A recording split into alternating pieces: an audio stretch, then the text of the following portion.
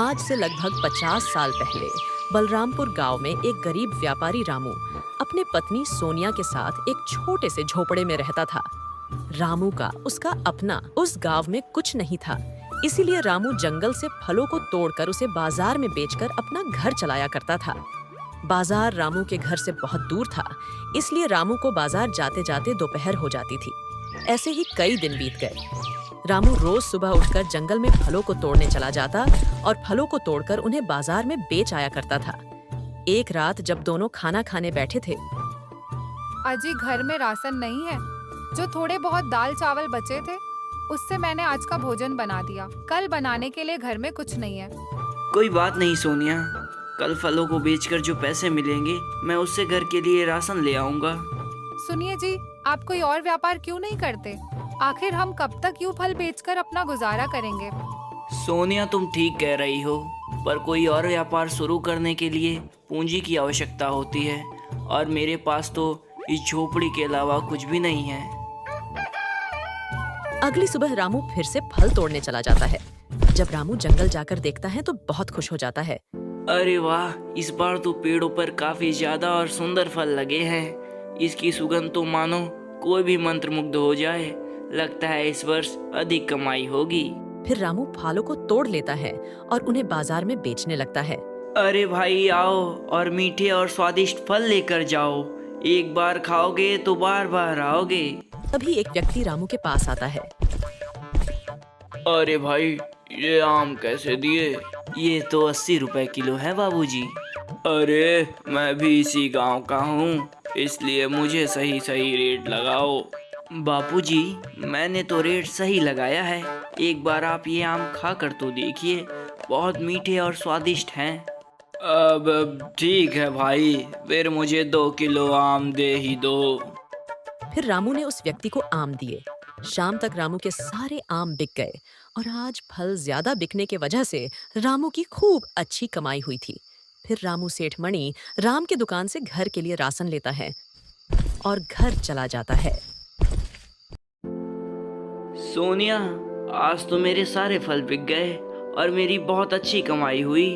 अजी ये तो बड़ी अच्छी बात है। भगवान की कृपा हमारे ऊपर ऐसी ही बनी रहे बस। फिर दोनों सो जाते हैं। अगली सुबह रामू जब फल तोड़ने जाता है तो देखता है कि पेड़ों पर एक भी फल नहीं थे। अरे ये क्या, सारे फल कहाँ गए? लगता है व्यापारियों को खबर लग गई, इसलिए उन्होंने सारे फल तोड़ लिए। अब मैं क्या करूं? रामू बेचारा वहीं एक पेड़ के पास बैठ जाता है। तभी वहां से एक बाबा गुजर रहे थे। बाबा रामू के पास आए और कहा, क्या हुआ बच्चा, तुम बड़े परेशान लग रहे हो? हाँ बाबा, मैं एक व्यापारी हूँ। मैं जंगलों से फलों को तोड़कर उन्हें बेचता हूँ, पर आज किसी और ने सारे फल तोड़ लिए। कोई बात नहीं पुत्र, जीवन में कठिनाइयाँ तो आती ही रहती है, तुम परेशान मत हो। बाबा जी, आप इस जंगल में क्या कर रहे हैं? पुत्र, मैं दक्षिण की ओर जा रहा था। मुझे प्यास लगी तो इस जंगल में पानी की तलाश में चला आया। क्या तुम्हें पता है यहाँ पानी कहाँ मिलेगा? बाबा, मैंने सुना है इस जंगल में आगे एक तालाब है, पर मैं वहाँ कभी गया नहीं। पुत्र, क्या तुम मेरे लिए वहाँ से थोड़ा पानी ला सकते हो? मैं बहुत थक गया हूँ। ठीक है बाबा, आप मेरा यहीं इंतजार करना, मैं कुछ देर में आपके लिए पानी लेकर आता हूँ।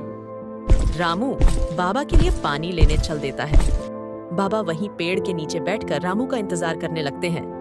रामू लगातार चलता जा रहा था।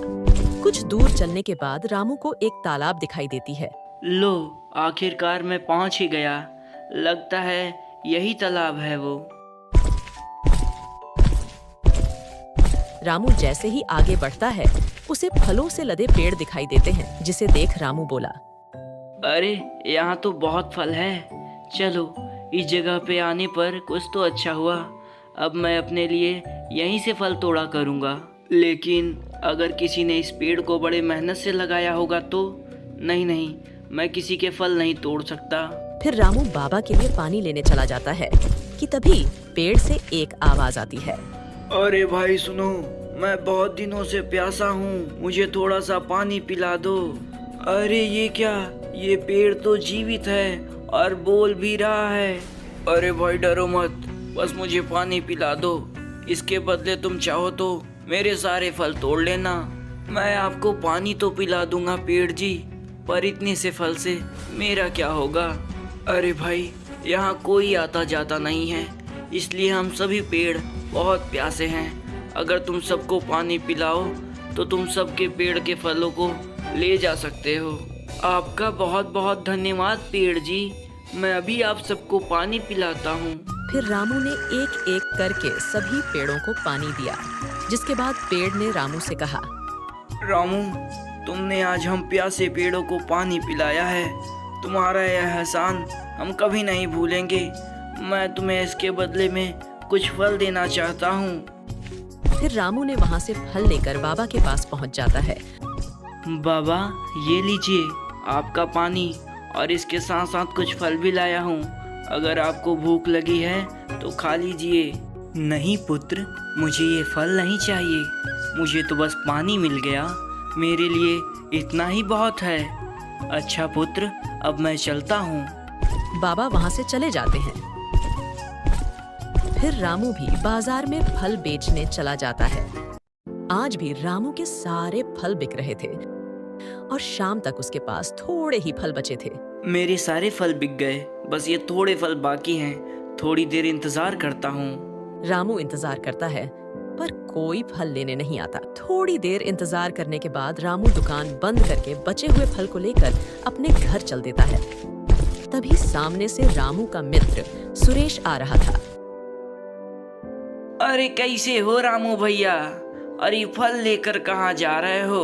लगता है आज तुम्हारा धंधा अच्छा नहीं हुआ। अरे नहीं भाई, ऐसी कोई बात नहीं है।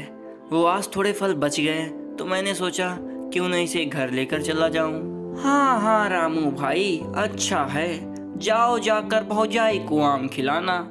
अरे भाई सुरेश, तुम बताओ तुम्हारा धंधा पानी कैसा चल रहा है? क्या बताऊं भाई रामू, आजकल धंधा बहुत मंदा चल रहा है। कोई बात नहीं भाई, तुम चिंता मत करो, वैसे भी तो धंधा में ये सब होता ही रहता है। अच्छा अब मैं चलता हूँ, काफी रात हो गई है। ठीक है सुरेश भाई, मिलते हैं बाद में। फिर रामू अपने घर चला जाता है। क्या हुआ जी, आज बड़े खुश लग रहे हो? अरे सोनिया, आज मेरे साथ कुछ ऐसी घटना हुई जिसे तुम सुनोगी तो दंग रह जाओगी। अच्छा, ऐसा भी क्या हो गया? फिर रामू ने अपनी पत्नी को आज की सारी घटना बताई, जिसे सुन सोनिया बोली, क्या बोलने वाले पेड़, मुझे तो यकीन नहीं हो रहा है। हाँ सोनिया, अच्छा वो सब छोड़ो, ये देखो कुछ फल बच गए थे तो मैं इसे घर ले आया। ठीक है जी, इसे रख दीजिए और कल जाते वक्त ले जाइएगा। फिर दोनों खाना खाकर सो जाते हैं। अगली सुबह रामू सोनिया से कहता है, सोनिया मैं फल बेचने जा रहा हूँ, वो जो कल मैंने फल तुम्हें दिए थे वो जाकर ले आओ। जी आप रुकिए, मैं अभी लाती हूँ। सोनिया जैसे ही फल लेने गई तो दंग रह गई। वो सारे फल हीरे में बदल गए थे। तभी वहाँ रामू आता है। अरे ये तो हीरे हैं, पर सोनिया मैं तो कल फल लेकर आया था। अजी लगता है ये सब उन बाबा की कृपा है। तभी वहाँ पर वही बाबा प्रकट हो जाते हैं, जिसे देख रामू कहता है, बाबा आप कौन हैं? रामू क्या तुम देखना चाहते हो मैं कौन हूँ? बाबा तुरंत अपने असली रूप में आ जाते हैं और कहते हैं, रामू तुम बहुत अच्छे हो, इसलिए मैंने तुम्हें दर्शन दिया। तुमने प्यासे पेड़ों को पानी पिलाया, तुम हमेशा खुशी रहोगे। ये कहकर भगवान गायब हो जाते हैं। अब रामू अपने पत्नी के साथ खुशी खुशी रहने लगा।